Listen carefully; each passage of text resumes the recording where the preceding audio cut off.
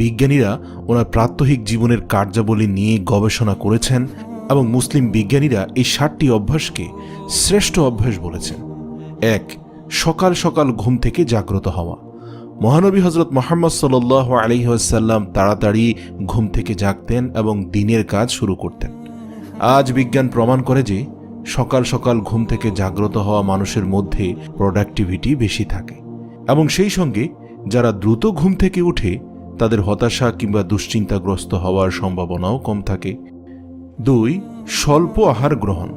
মহানবী হজরত মুহাম্মদ সাল্লাল্লাহু আলাইহি ওয়াসাল্লাম রোগ ও অসুস্থতা প্রতিরোধ করার জন্য কম খেতেন।